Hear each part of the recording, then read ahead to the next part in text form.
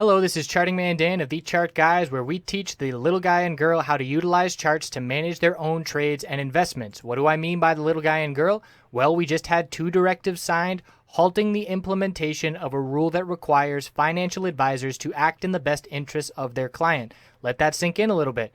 The big wigs on Wall Street can play with your retirement and hard-earned money without your best interests at heart.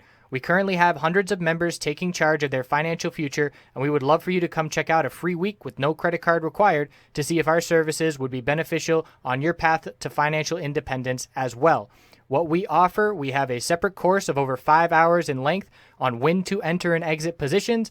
And in terms of what we do daily, we have nightly videos, key levels updated each morning before the bell, 2.5 hours of live daily webcam coverage in the morning and in the afternoon, and over 7 hours of educational videos.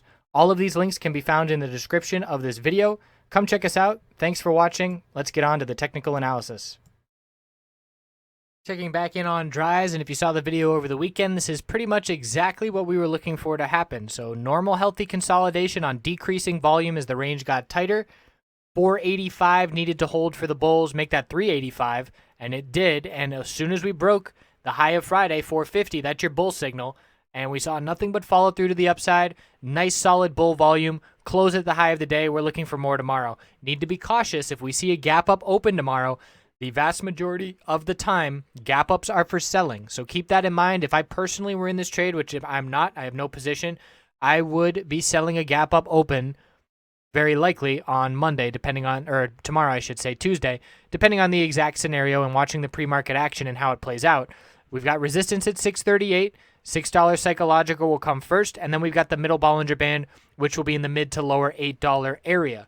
So looking at the weekly time frame, we are trying to confirm that bullish reversal candlestick from last week, and to do it convincingly, we're going to have to close this week above 638. Otherwise, we will still have a lower high pattern on the weekly time frame. So big time bull volume last week, follow through to start this week. And the question is going to be, how much upside do the bulls have here? We know we are fighting a very, very strong long-term downtrend. We know this bounce is very likely to be short-lived. So I personally would be, at the very least, walking a stop loss up with my position to lock in gains and not get stuck holding the bag, because I guarantee you 99% of the people in this stock are underwater, didn't have a stop loss in place, and they have a lot of regrets. So looking at the 5-minute time frame, we got our bull break signal right out of the gate on the second candlestick of the day, breaking 450. We then consolidated. Look at the 20-period 5-minute moving average support, this green line. We held it at the low of the day to start the day. Consolidation bounced off of it and formed a higher low. We then hit a higher high. We lost that 20-period moving average support, but we never broke the higher low pattern. We kept forming higher lows, new high of the day, higher lows, breakout, higher lows.